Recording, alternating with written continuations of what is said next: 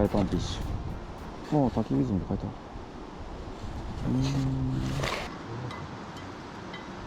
る。いいねこれ。ちょうどいい。これこうやって。でこのままディッシュで皿として使えるっていうのがいいね。やっぱ。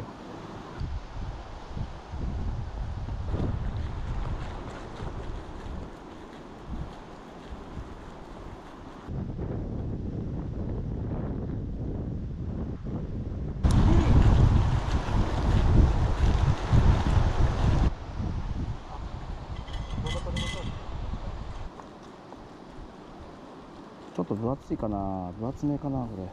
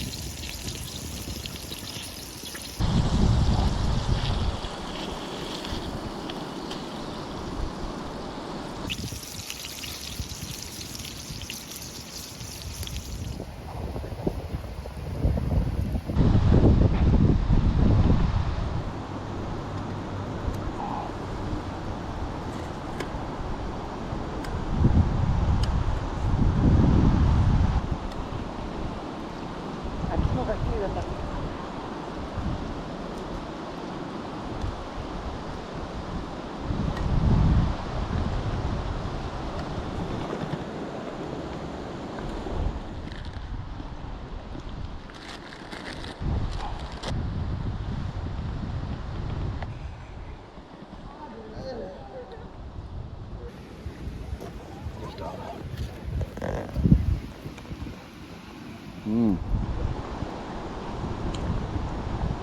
肉ってる。うん。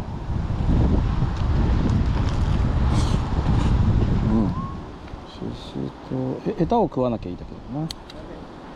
やっちゃやっちゃい。